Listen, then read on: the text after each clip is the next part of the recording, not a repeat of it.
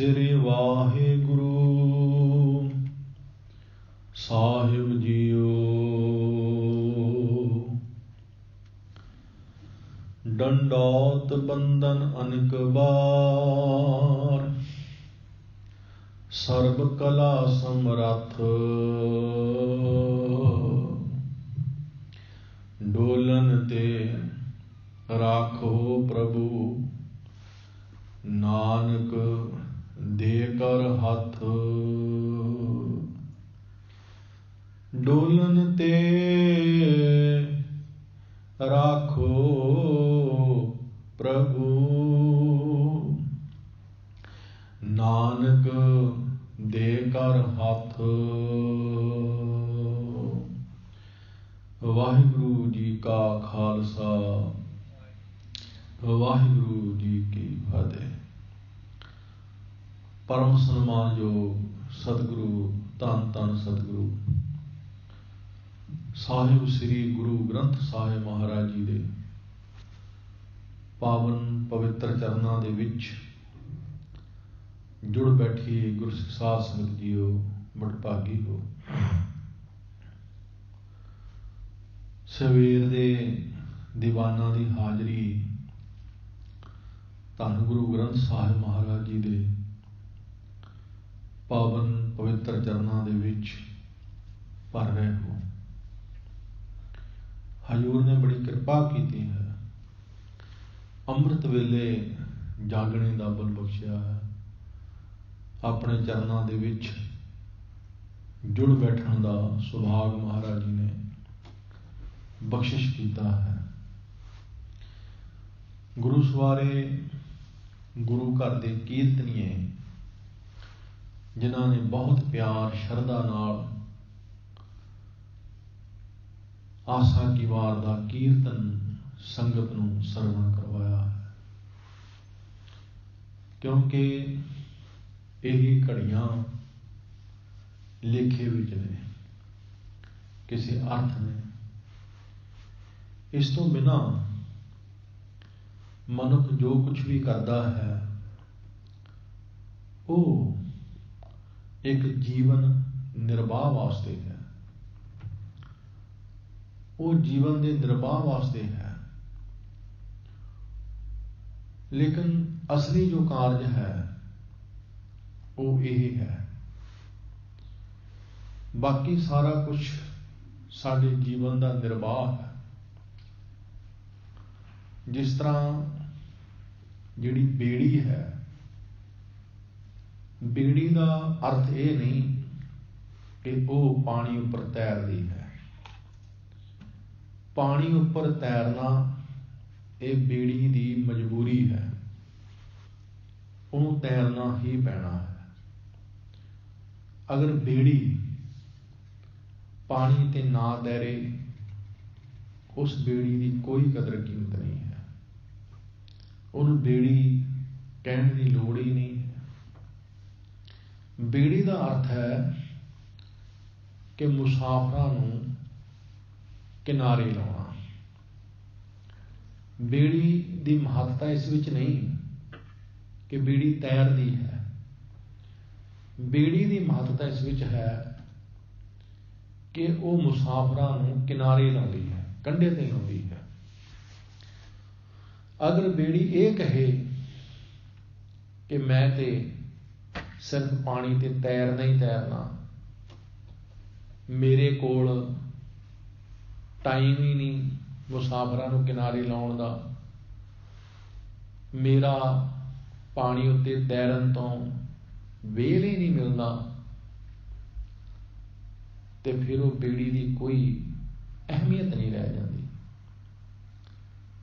बेड़ी का असल मकसद तैरना नहीं, वो उसदी मजबूरी है, उन्होंने तैरना ही पैना। असली मकसद है कि वह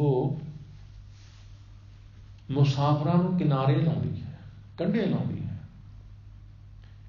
इसलिए कोई बंदा कोई जॉब करता, नौकरी करता, वो नौकरी करनी जॉब करनी उसकी मजबूरी है। नहीं करेगा तो भुखा मरेगा, वो तो करनी ही पैनी है।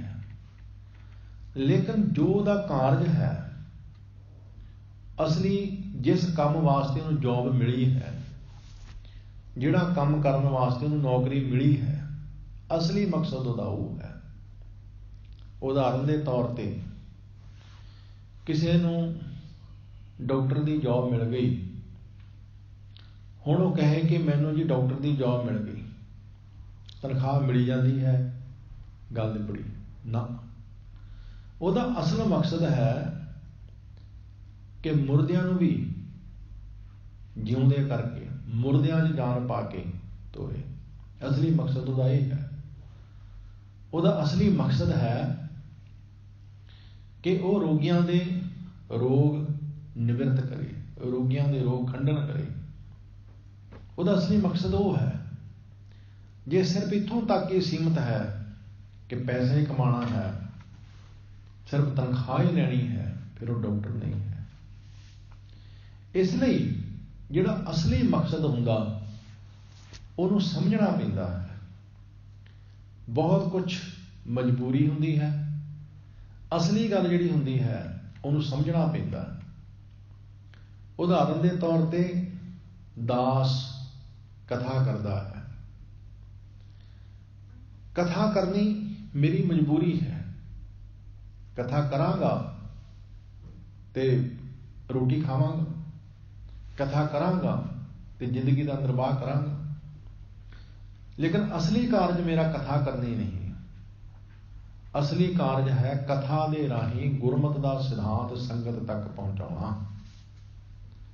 ਮੇਰਾ ਅਸਲ ਮਕਸਦ ਹੈ ਕਿ ਗੁਰਬਾਣੀ ਦੀ ਸਹੀ ਵਿਚਾਰ, ਠੀਕ ਵਿਚਾਰ ਉਹ ਸੰਗਤਾਂ ਤੱਕ ਪਹੁੰਚਾਉਣੇ। ਅਸਲੀ ਉਹ ਹੈ। ਤੇ ਜੇ ਮੈਂ ਇਹ ਸਮਝਾਂ ਕਿ ਮੈਂ ਕਥਾ ਕਰਨਾ, ਇੱਧਰ ਦੀਆਂ ਚਾਰ ਮਾਰੀਆਂ, ਉੱਧਰ ਦੀਆਂ ਚਾਰ ਮਾਰੀਆਂ, ਕੋਈ ਘਰ ਦੀਆਂ ਚਾਰ ਸੁਣਾਈਆਂ, ਕੋਈ ਪਿੰਡ ਦੀਆਂ ਚਾਰ ਸੁਣਾਈਆਂ, ਤੇ ਪਾਉਣ ਤੇ ਤੁਸੀਂ ਸਾਧ ਸੰਗਤ ਦੇ ਹੀ ਦੇਣਾ, ਮਾਇਆ ਤੇ ਤੁਸੀਂ ਦੇ ਹੀ ਦੇਣੀ ਫਿਰ ਵੀ। ਪਰ ਫਿਰ ਤੁਸੀਂ ਵੀ ਕਹਿਣਾ ਕਿ ਅੱਜ ਗੁਰਦੁਆਰੇ ਜਾਣ ਦਾ ਕੋਈ ਬਹੁਤਾ ਅਰਥ ਨਹੀਂ ਰਿਹਾ, ਐਵੇਂ ਕਥਾ ਵੱਜ ਵੀ ਕਮਲੀ ਕੁੱਟਦਾ ਸੀ। ਤੇ ਮੈਂ ਵੀ ਗੁਰੂ ਦੀਆਂ ਨਜ਼ਰਾਂ ਦੇ ਵਿੱਚ ਖਰਾ ਨਹੀਂ ਉਤਰ ਸਕਾਂਗਾ। ਇਸ ਲਈ ਇੱਕ ਅਸਲ ਮਕਸਦ ਹੁੰਦਾ। ਜੇ ਅਸੀਂ ਉਹਦੇ ਤੋਂ ਭਟਕ ਗਏ ਤੇ ਫਿਰ ਬਾਕੀ ਦੇ ਸਾਰਾ ਕੁਝ ਸਾਡਾ ਫਜ਼ੂਲ ਹੈ। ਜੇ ਮੈਂ ਗੁਰਬਾਣੀ ਦੀ ਸਹੀ ਵਿਚਾਰ ਹੀ ਤੁਹਾਡੇ ਅੱਗੇ ਨਾ ਰੱਖੀ, ਗੁਰਬਾਣੀ ਦੀ ਸਹੀ ਕਥਾ ਹੀ ਤੁਹਾਡੇ ਸਾਹਮਣੇ ਨਾ ਰੱਖੀ, ਮੇਰਾ ਸਵੇਰ ਉੱਠ ਕੇ ਇਸ਼ਨਾਨ ਕਰਨਾ, ਮੇਰਾ ਨਿਤਨੇਮ ਕਰਨਾ, ਮੇਰੀ ਦਸਤਾਰ ਸਜਾਉਣੀ, ਮੇਰੇ ਬਸਤਰ ਪਹਿਨਣੇ, ਮੇਰਾ ਪੜ੍ਹਨਾ, ਸਭ ਕੁਝ ਵਿਅਰਥ ਹੈ, ਨਿਸ਼ਫਲ ਹੈ। ਇਹ ਸਾਰਾ ਕੁਝ ਤਾਂ ਸਫਲ ਹੈ ਜੇ ਮੈਂ ਗੁਰਬਾਣੀ ਦੀ ਸਹੀ ਵਿਚਾਰ ਤੁਹਾਡੇ ਸਾਹਮਣੇ ਰੱਖਦਾ ਹਾਂ। ਠੀਕ ਇਸੇ ਤਰ੍ਹਾਂ ਸਤਿਗੁਰੂ ਜੀ ਨੇ ਸਾਨੂੰ ਬਾਣੀ ਵਿੱਚ ਸਮਝਾਇਆ ਹੈ। ਜ਼ਿੰਦਗੀ ਦੇ ਵਿੱਚ ਕੰਮ ਕਾਜ ਕਰਨਾ ਇੱਕ ਸਾਡੀ ਮਜਬੂਰੀ ਹੈ। ਕੋਈ ਬਿਜ਼ਨਸ ਕਰਦਾ, ਕੋਈ ਖੇਤੀਬਾੜੀ ਕਰਦਾ, ਕੋਈ ਵਪਾਰ ਕਰਦਾ, ਕੋਈ ਨੌਕਰੀ ਕਰਦਾ, ਇਹ ਸਾਡੀ ਮਜਬੂਰੀ ਹੈ। ਇਹ ਕਰਨਾ ਹੀ ਪੈਣਾ। ਨਹੀਂ ਕਰਾਂਗੇ ਤੇ ਹੋਰ ਕੀ ਕਰਾਂਗੇ, ਤੇ ਕਰਨਾ ਹੀ ਪੈਣਾ। ਲੇਕਿਨ ਅਸਲੀ ਮਕਸਦ ਹੈ ਕਿ ਭਈ ਪ੍ਰਾਪਤ ਮਾਨੁਖ ਦੇਹੁਰੀਆ, ਗੋਬਿੰਦ ਮਿਲਣ ਕੀ ਤੇਰੀ ਬਰੀਆ। ਅਸਲੀ ਸਾਡਾ ਮਕਸਦ ਹੈ ਜਿਸ ਪਰਮੇਸ਼ਰ ਵਾਹਿਗੁਰੂ ਜੀ ਨਾਲੋਂ ਅਸੀਂ ਟੁੱਟੇ ਹੋਏ ਹਾਂ, ਉਹਦੇ ਨਾਲ ਅਸੀਂ ਜੁੜ ਜਾਈਏ। ਸਾਡਾ ਅਸਲੀ ਮਕਸਦ ਹੈ ਇਹ ਜੋ ਮਨੁੱਖਾ ਜਨਮ ਸਾਨੂੰ ਮਿਲਿਆ ਹੈ, ਇਹ ਜੋ ਵਾਰੀ ਸਾਨੂੰ ਮਿਲੀ ਹੈ, ਇਹ ਜੋ ਸਮਾਂ ਸਾਨੂੰ ਮਿਲਿਆ ਹੈ, ਇਸ ਦਾ ਅਸੀਂ ਠੀਕ ਲਾਭ ਉਠਾ ਲਈਏ। ਧੰਨ ਗੁਰੂ ਅਰਜਨ ਸਾਹਿਬ ਮਹਾਰਾਜ ਦੇ ਇੱਕ ਬਚਨ ਨੇ ਰਾਗ ਗੌੜੀ ਦੇ ਵਿੱਚ। ਹਜ਼ੂਰ ਕਹਿੰਦੇ ਨੇ, ਮੇਰੇ ਮਨ ਸ਼ਰਨ ਪ੍ਰਭੂ ਸੁਖ ਪਾਏ, ਜਾ ਦਿਨ ਬਿਸਰੈ ਪ੍ਰਾਣ ਸੁਖ ਦਾਤਾ, ਸੋ ਦਿਨ ਜਾਤ ਅਜਾਏ। ਹੇ ਮੇਰੇ ਮਨ, ਪਰਮਾਤਮਾ ਦੀ ਸ਼ਰਨ ਵਿੱਚ ਹੀ ਸੁਖ ਮਿਲਦਾ ਹੈ। ਪਰਮਾਤਮਾ ਦੀ ਸ਼ਰਨ ਪਿਆ ਹੀ ਸ਼ਾਂਤੀ ਮਿਲਦੀ ਹੈ। ਪਰਮਾਤਮਾ ਨਾਲ ਜੁੜਿਆ ਹੀ ਆਤਮਿਕ ਆਨੰਦ ਮਿਲਦਾ ਹੈ। ਜਿਸ ਦਿਨ ਪਰਮੇਸ਼ਰ ਵਾਹਿਗੁਰੂ ਜੀ ਵਿਸਰ ਜਾਂਦੇ ਨੇ, ਭੁੱਲ ਜਾਂਦੇ ਨੇ, ਉਹ ਦਿਨ ਅਜਾਈਂ ਚਲੇ ਜਾਂਦੇ ਨੇ। ਜਿਨ੍ਹਾਂ ਦਿਨਾਂ ਦੇ ਵਿੱਚ ਅਸੀਂ ਮਾਲਕ ਨਾਲੋਂ ਟੁੱਟ ਜਾਂਦੇ ਹਾਂ ਨਾ, ਉਹ ਦਿਨ ਸਾਡੇ ਵਿਅਰਥ ਜਾਂਦੇ ਨੇ, ਨਿਸ਼ਫਲ ਜਾਂਦੇ ਨੇ। ਜੇ ਅਸੀਂ ਕੰਮਾਂ ਕਾਰਾਂ ਵਿੱਚ ਖੱਚਤ ਹੋ ਕੇ, ਦੁਨਿਆਵੀ ਝਮੇਲਿਆਂ ਵਿੱਚ ਖੱਚਤ ਹੋ ਕੇ ਨਿਤਨੇਮ ਛੱਡ ਦਿੱਤਾ, ਸਤ ਸੰਗਤ ਛੱਡ ਦਿੱਤੀ, ਸਿਮਰਨ ਛੱਡ ਦਿੱਤਾ, ਗੁਰੂ ਨਾਲ ਜੁੜਨਾ ਛੱਡ ਦਿੱਤਾ, ਉਹ ਸਾਡੇ ਦਿਨ ਅਜਾਂ ਹੀ ਚਲੇ ਗਏ। ਅਸੀਂ ਇਹ ਬਹਾਨਾ ਲਾਈਏ ਕਿ ਸਾਡੇ ਕੋਲ ਟਾਈਮ ਹੀ ਨਹੀਂ, ਇਹ ਬਹਾਨੇ ਨਹੀਂ ਚੱਲਣੇ। ਦੁਨਿਆਵੀ ਤੌਰ ਤੇ ਬਹਾਨੇ ਚੱਲ ਜਾਣਗੇ, ਜੇ ਕੀ ਕਰੀਏ, ਕੰਮ ਤੇ ਵੇਲ ਨਹੀਂ ਲੱਗਦਾ, ਲੇਕਿਨ ਰੱਬ ਦੀ ਹਜ਼ੂਰੀ ਵਿੱਚ ਇਹ ਬਹਾਨੇ ਨਹੀਂ ਚੱਲਣੇ। ਸਤਿਗੁਰੂ ਜੀ ਕਹਿੰਦੇ ਨੇ, ਏਕ ਰੈਣ ਕੇ ਪਾਹੋਂ ਤੁਮਾਏ, ਬਹੁ ਜੁਗਾਸ ਵਧਾਏ, ਗ੍ਰਹਿ ਮੰਦਰ ਸੰਪੈ ਜੋ ਦਿਸੈ, ਜੋ ਤਰਵਰ ਕੀ ਛਾਏ। ਸੱਜਣਾ, ਤੂੰ ਇੱਕ ਰਾਤ ਕੱਟਣ ਵਾਸਤੇ ਆਇਆ ਤੇ ਕਈ ਯੁੱਗ ਰਹਿਣ ਦੀ ਤੂੰ ਆਸ ਲਾ ਲਈ ਹੈ। ਕੋਈ ਸਰਾਂ ਦੇ ਵਿੱਚ ਇੱਕ ਰਾਤ ਗੁਜ਼ਾਰਨ ਆਇਆ ਹੋਵੇ ਤੇ ਉਹ ਮੁਸਾਫਰ ਹੁਣ ਇਹ ਸੋਚ ਕੇ ਬਹਿ ਜਾਵੇ ਕਿ ਮੈਂ ਜਾਣਾ ਹੀ ਨਹੀਂ, ਉਹ ਸਿਆਣਾ ਮੁਸਾਫਰ ਨਹੀਂ ਹੁੰਦਾ। ਸਿਆਣਾ ਮੁਸਾਫਰ ਹੁੰਦਾ ਜਿਹੜਾ ਚੁੱਪ ਕਰਕੇ ਆਪਣੀ ਰਾਤ ਕੱਟਦਾ ਤੇ ਸਵੇਰੇ ਤੁਰਦਾ ਫਿਰਦਾ ਚੱਲਦਾ। ਗੱਲ ਦੇ ਬੜੀ। ਸਤਿਗੁਰੂ ਜੀ ਕਹਿੰਦੇ ਨੇ, ਅਸੀਂ ਤੇ ਇੱਕ ਰਾਤ ਕੱਟਣ ਵਾਸਤੇ ਆਏ ਹਾਂ। ਏਦਾਂ ਆਏ ਹਾਂ ਇਸ ਧਰਤੀ ਤੇ ਸੰਸਾਰ ਤੇ ਜਿਵੇਂ ਕੋਈ ਮੁਸਾਫਰ ਕਿਸੇ ਸਰਾਂ ਵਿੱਚ ਰਾਤ ਕੱਟਣ ਆਉਂਦਾ। ਏਕ ਰਹਿਣ ਕੇ ਪਾਹੋਂ ਤੁਮ ਆਏ, ਬਹੁ ਜੁਗਾਸ ਵਧਾਏ। ਪਰ ਅਸੀਂ ਆ ਗਏ, ਅਸੀਂ ਕਹਿੰਦੇ ਨਹੀਂ ਹੁਣ ਨਹੀਂ ਅਸੀਂ ਜਾਣਾ, ਮਰਨਾ ਤੇ ਹੁਣ ਅਸੀਂ ਹੈ ਹੀ ਨਹੀਂ, ਕਿ ਬਸ ਆ ਗਏ ਗੱਲ ਦੇ ਉੱਪਰ। ਕੀ ਜਾਣ ਦਾ ਕੀ ਅਰਥ ਹੈ ਜੀ? ਮਹਾਰਾਜ ਕਹਿੰਦੇ ਨੇ, ਗ੍ਰਹਿ ਮੰਦਰ ਸੰਪੈ ਜੋ ਦਿਸੈ, ਘਰ ਮੰਦਰ ਸੰਪਦਾ ਜਾਇਦਾਦਾਂ ਜੋ ਕੁਝ ਵੀ ਦਿਸਦਾ, ਜਿਉਂ ਤਰਵਰ ਕੀ ਛਾਏ। ਇਹ ਤੇ ਸਭ ਕੁਝ ਏਦਾਂ ਜਿਵੇਂ ਕਿਸੇ ਬਿਰਛ ਦੀ ਛਾਂ ਹੁੰਦੀ ਹੈ, ਜਿਵੇਂ ਉਹ ਇੱਕ ਥਾਂ ਤੇ ਨਾ ਰਹਿੰਦੀ, ਇਹ ਵੀ ਨਹੀਂ ਰਹਿਣੀ। ਜਿਹੜਾ ਘਰ ਅੱਜ ਸਾਡੇ ਕੋਲ ਹੈ ਨਾ, ਇਹ ਘਰ ਪਹਿਲਾਂ ਕਿਸੇ ਹੋਰ ਕੋਲ ਹੋਣਾ। ਚਲੋ ਮੰਨ ਲਓ ਅਸੀਂ ਆਪ ਬਣਾਇਆ, ਮੰਨ ਲੈਂਦੇ ਹਾਂ, ਪਰ ਸਾਡੇ ਤੋਂ ਮਗਰੋਂ ਫਿਰ ਕਿਸੇ ਹੋਰ ਕੋਲ ਹੋਣਾ। ਜਿਸ ਧਨ ਸੰਪਦਾ ਦਾ ਅਸੀਂ ਮਾਲਕ ਬਣੀ ਫਿਰਦੇ ਹਾਂ, ਇਹ ਧਨ ਸੰਪਦਾ ਪਹਿਲਾਂ ਪਤਾ ਨਹੀਂ ਕਿੰਨਿਆਂ ਦੇ ਕੋਲ ਹੋਣੀ ਆ, ਹੁਣ ਸਾਡੇ ਕੋਲ ਪਹੁੰਚ ਗਈ ਆ, ਸਾਡੇ ਤੋਂ ਬਾਅਦ ਪਤਾ ਨਹੀਂ ਕਿਸੇ ਹੋਰ ਕੋਲ ਚਲੀ ਜਾਣੀ ਹੈ। ਇਹ ਤੇ ਸਭ ਇੱਕ ਰੁੱਖ ਦੀ ਛਾਂ ਹੈ, ਇਹ ਤੇ ਰੁੱਖ ਦੀ ਛਾਂ ਹੈ। ਜੋ ਚੀਜ਼ ਅੱਜ ਸਾਡੇ ਕੋਲ ਹੈ, ਪਹਿਲਾਂ ਪਤਾ ਨਹੀਂ ਕਿਹਦੇ ਕੋਲ ਹੋਣੀ ਹੈ, ਸਾਡੇ ਤੋਂ ਬਾਅਦ ਮਗਰੋਂ ਪਤਾ ਨਹੀਂ ਕਿਹਦੇ ਕੋਲ ਹੋਣੀ ਹੈ। ਐਵੇਂ ਅਸੀਂ ਤੇ ਪੜੀ ਜਾਂਦੇ ਹਾਂ। ਜਿਸ ਤਰ੍ਹਾਂ ਰੁੱਖ ਦੀ ਛਾਂ ਬਦਲਦੀ ਹੈ ਨਾ, ਇਸੇ ਤਰ੍ਹਾਂ ਸਭ ਬਦਲਦਾ ਹੈ। ਮਹਾਰਾਜ ਕਹਿੰਦੇ ਨੇ, ਏਕ ਰਹਿਣ ਕੇ ਪਾਹੋਂ ਤੁਮ ਆਏ, ਬਹੁ ਜੁਗਾਸ ਵਧਾਏ, ਗ੍ਰਹਿ ਮੰਦਰ ਸੰਪੈ ਜੋ ਦਿਸੈ, ਜੋ ਤਰਵਰ ਕੀ ਛਾਏ। ਤਨ ਮੇਰਾ ਸੰਪੈ ਸਭ ਮੇਰੀ, ਬਾਗ ਮਿਰਖ ਸਭ ਜਾਏ, ਦੇਵਨ ਹਾਰਾ ਬਿਸਰੋ ਠਾਕੁਰ, ਖਿਨ ਮੈਂ ਹੋਤ ਪਰਾਏ। ਮੇਰੀ ਕਰਦਾ ਫਿਰਦਾ। ਤਨ ਮੇਰਾ ਕਹਿੰਦਾ ਸਰੀਰ ਮੇਰਾ, ਸੰਪੈ ਸਭ ਮੇਰੀ, ਕਹਿਣ ਲੱਗਾ ਸਾਰੀ ਸੰਪਦਾ ਮੇਰੀ ਹੈ, ਪ੍ਰਾਪਰਟੀ ਮੇਰੀ ਹੈ। ਬਾਗ ਮਿਲਕ ਸਭ ਜਾਏ, ਕਹਿੰਦਾ ਬਾਗ ਬਗੀਚੇ ਜਗੀਰਾਂ ਸਾਰੀ ਜਗ੍ਹਾ ਮੇਰੀ ਹੈ, ਮੇਰੀ ਕਰਦਾ ਫਿਰਦਾ। ਸਤਿਗੁਰੂ ਕਹਿੰਦੇ ਨੇ, ਤਨ ਮੇਰਾ ਸੰਪੈ ਸਭ ਮੇਰੀ, ਬਾਗ ਮਿਲਕ ਸਭ ਜਾਏ, ਦੇਵਨਹਾਰਾ ਬਿਸਰਿਓ ਠਾਕੁਰ, ਖਿਨ ਮੈਂ ਹੋਤ ਪਰਾਏ। ਜੋ ਦੇਵਨ ਵਾਲਾ ਪਰਮੇਸ਼ਰ ਵਾਹਿਗੁਰੂ ਭੁਲਾ ਦਿੱਤਾ, ਜਿਸ ਨੇ ਸਭ ਕੁਝ ਦੇ ਦਿੱਤਾ ਉਸਨੂੰ ਭੁਲਾ ਦਿੱਤਾ, ਆਪ ਹੀ ਮਾਲਕ ਬਣ ਕੇ ਬੈਠ ਗਿਆ। ਪਤਾ ਉਦੋਂ ਲੱਗਦਾ, ਗੁਰੂ ਜੀ ਕਹਿੰਦੇ ਨੇ, ਜਦੋਂ ਖਿਨ ਵਿੱਚ ਹੀ ਸਭ ਕੁਝ ਪਰਾਇਆ ਹੋ ਜਾਂਦਾ, ਸਭ ਪਰਾਇਆ ਹੋ ਜਾਂਦਾ, ਕਿਸੇ ਹੋਰ ਦਾ ਬਣ ਜਾਂਦਾ। ਖਿਨ ਵਿੱਚ ਹੀ ਸਵਾਸ ਨਿਕਲਿਆ, ਆਖਰੀ ਸਭ ਨਾਲੋਂ ਸੰਬੰਧ ਟੁੱਟ ਗਿਆ। ਫਿਰ ਮਹਾਰਾਜ ਕਹਿੰਦੇ ਨੇ, ਪਹਿਰੈ ਬਾਗਾ ਕਰ ਇਸ਼ਨਾਨਾ, ਚੋਆ ਚੰਦਨ ਲਾਏ, ਨਿਰਭਉ ਨਿਰੰਕਾਰ ਨਹੀਂ ਚੀਨਿਆ, ਜੋ ਹਸਤੀ ਨਾ ਵਾਏ।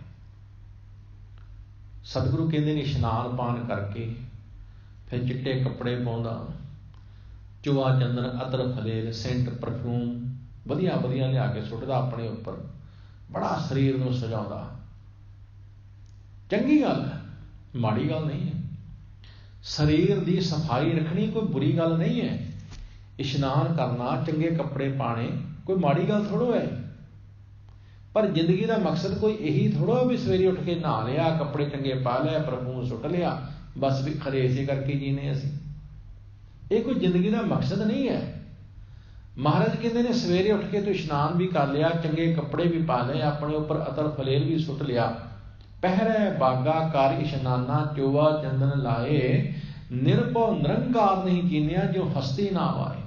ਜੇ ਤੂੰ ਨਿਰਭਉ ਨਿਰੰਕਾਰ ਪਰਮੇਸ਼ਰ ਵਾਹਿਗੁਰੂ ਜੀ ਦੇ ਨਾਲ ਸਾਂਝ ਨਹੀਂ ਨਾ ਪਾਈ, ਇਹ ਤੇਰਾ ਨਹਾਉਣਾ, ਇਹ ਤੇਰੇ ਕੱਪੜੇ ਪਾਉਣੇ, ਇਹ ਤੇਰਾ ਸਰੀਰ ਨੂੰ ਸਜਾਉਣਾ ਇੱਦਾਂ ਵੀ ਜਿਵੇਂ ਹਸਤੀ ਜਿਵੇਂ ਹਾਥੀ ਨਹਾਉਂਦਾ, ਭਾਵ ਕਿ ਹਾਥੀ ਦੇ ਨਹਾਉਣ ਦਾ ਕੋਈ ਅਰਥ ਹੀ ਨਹੀਂ ਹੁੰਦਾ। ਜਿਹੜਾ ਹਾਥੀ ਹੈ ਨਾ, ਉਹ ਜਦੋਂ ਨਹਾਉਂਦਾ ਨਾ ਕਿਸੇ ਤਲਾਬ ਆਦਿਕ ਦੇ ਵਿੱਚ ਵੜ ਕੇ, ਬਾਹਰ ਨਿਕਲ ਕੇ ਫਿਰ ਉਹ ਆਪਣੇ ਉੱਪਰ ਮਿੱਟੀ ਸੁੱਟ ਲੈਂਦਾ, ਸੁੰਡ ਨਾਲ ਪੁੱਟ ਪੁੱਟ ਕੇ ਮਿੱਟੀ ਸੁੱਟ ਲੈਂਦਾ। ਵਿਦਵਾਨ ਪੁਰਸ਼ ਕਹਿੰਦੇ ਨੇ ਉਹਦੀ ਚਮੜੀ ਖੁਸ਼ਕ ਹੁੰਦੀ ਹੈ, ਤਾਂ ਕਰਦਾ ਉਹ ਇਸ ਤਰ੍ਹਾਂ। ਮਹਾਰਾਜ ਕਹਿੰਦੇ ਨੇ ਹਾਥੀ ਦੇ ਨਹਾਉਣ ਦਾ ਅਰਥ ਹੀ ਕੀ ਰਹਿ ਜਾਂਦਾ? ਜੇ ਅਸੀਂ ਸਿਰਫ ਸਰੀਰ ਨੂੰ ਸਜਾਉਣ ਤੱਕ ਸੀਮਤ ਹਾਂ, ਵੀ ਬਸ ਨਹਾ ਲਿਆ, ਚੰਗੇ ਕੱਪੜੇ ਪਾ ਲਿਆ, ਤਰਪਲੇ ਪਰਖੂਨ ਸੁੱਟ ਲਿਆ, ਸਿਮਰਨ ਕੀਤਾ ਕੋਈ ਨਹੀਂ, ਨਿਤਨੇਮ ਕੀਤਾ ਕੋਈ ਨਹੀਂ, ਸਤਸੰਗਤ ਕੀਤੀ ਕੋਈ ਨਹੀਂ, ਪਰਮੇਸ਼ਰ ਵਾਹਿਗੁਰੂ ਜੀ ਨੂੰ ਯਾਦ ਕੀਤਾ ਕੋਈ ਨਹੀਂ, ਤੇ ਸਤਿਗੁਰੂ ਕਹਿੰਦੇ ਨੇ ਤੁਹਾਡੇ ਸਰੀਰ ਨੂੰ ਸ਼ਿੰਗਾਰਨ ਦਾ ਅਰਥ ਹੀ ਕੀ ਰਹਿ ਜਾਂਦਾ? ਕੁਛ ਵੀ ਨਹੀਂ। ਜੀਵਨ ਇਸ ਕਰਕੇ ਬਣਿਆ ਕਿ ਸਵੇਰ ਨੂੰ ਉੱਠ ਕੇ ਬਸ ਸਰੀਰ ਨੂੰ ਚੰਗੀ ਤਰ੍ਹਾਂ ਸਜਾ ਲਓ ਬਸ। ਸਤਿਗੁਰੂ ਕਹਿੰਦੇ ਨੇ ਜੋ ਹੋਏ ਕਿਰਪਾਲ ਤਾਂ ਸਤਿਗੁਰ ਮੇਲੇ ਸਭ ਸੁਖ ਹਰਿ ਕੈ ਨਾਇ। ਜਦੋਂ ਪਰਮੇਸ਼ਰ ਵਾਹਿਗੁਰੂ ਜੀ ਕਿਰਪਾ ਦੇ ਘਰ ਵਿੱਚ ਆਉਂਦੇ ਨੇ, ਫਿਰ ਉਹ ਸਤਿਗੁਰੂ ਦੇ ਨਾਲ ਮਿਲਾ ਦਿੰਦੇ ਨੇ। ਧੰਨ ਗੁਰੂ ਗ੍ਰੰਥ ਸਾਹਿਬ ਦੇ ਨਾਲ ਮੇਲ ਹੋ ਜਾਂਦਾ।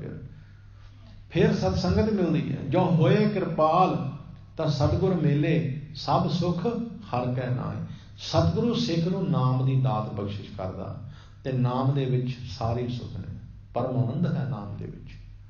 ਮੁਕਤ ਭਇਆ ਬੰਧਨ ਖੁਰ ਖੋਲੇ, ਜਨ ਨਾਨਕ ਹਰਿ ਗੁਣ ਗਾਏ। ਗੁਰੂ ਜੀ ਕਹਿੰਦੇ ਨੇ ਐਸਾ ਸਿੱਖ ਇਹ ਸਭ ਕਾਸੇ ਤੋਂ ਮੁਕਤ ਹੋ ਜਾਂਦਾ ਹੈ, ਮੈਂ ਮੇਰੀ ਤੋਂ ਮੁਕਤ ਹੋ ਜਾਂਦਾ ਹੈ। ਐਸਾ ਸਿੱਖ ਮੋਹ ਮਾਇਆ ਤੋਂ ਮੁਕਤ ਹੋ ਜਾਂਦਾ ਹੈ, ਬੰਧਨਾਂ ਤੋਂ ਮੁਕਤ ਹੋ ਜਾਂਦਾ ਹੈ। ਉਹ ਸੁਤੰਤਰ ਹੋ ਜਾਂਦਾ, ਉਹ ਆਪਣੇ ਅਸਲ ਮਕਸਦ ਨੂੰ ਸਮਝ ਲੈਂਦਾ। ਉਹਨੂੰ ਪਤਾ ਲੱਗ ਜਾਂਦਾ ਕਿ ਜੀਵਨ ਮੈਨੂੰ ਕਿਉਂ ਮਿਲਿਆ। ਜੀਵਨ ਇਸ ਕਰਕੇ ਨਹੀਂ ਮਿਲਿਆ ਕਿ ਮੈਂ ਧਨ ਸੰਪਦਾ ਬਹੁਤ ਬਣਾ ਲਵਾਂ, ਜੀਵਨ ਇਸ ਕਰਕੇ ਨਹੀਂ ਮਿਲਿਆ ਮੈਂ ਆਪਣੀਆਂ ਜਾਇਦਾਦਾਂ ਬਹੁਤ ਬਣਾ ਲਵਾਂ, ਬੈਂਕ ਬੈਲੈਂਸ ਬਹੁਤ ਬਣਾ ਲਵਾਂ। ਨਾ, ਉਹਨੂੰ ਪਤਾ ਲੱਗ ਜਾਂਦਾ ਹੈ ਜੀਵਨ ਮਿਲਿਆ ਉਸ ਪਰਮੇਸ਼ਰ ਵਾਹਿਗੁਰੂ ਜੀ ਦੇ ਨਾਲ ਮਿਲਣ ਵਾਸਤੇ। ਉਹ ਫਿਰ ਪਰਮੇਸ਼ਰ ਦੇ ਗੁਣ ਗਾਉਂਦਾ, ਆਨੰਦ ਵਿੱਚ ਆ ਜਾਂਦਾ, ਰਸ ਜਾਂਦਾ ਗੁਰੂ ਕਾ ਸਿੱਖ। ਇਸ ਲਈ ਵਡਭਾਗੀ ਹੋ ਆਪ ਸਤਿਗੁਰੂ ਦੇ ਚਰਨਾਂ ਦੀ ਹਾਜ਼ਰੀ ਭਰਦੇ ਹੋ। ਦੱਖਣੇ ਮਹੱਲਾ ਪੰਜਵਾਂ ਦੀ ਕਥਾ ਚੱਲ ਰਹੀ ਹੈ।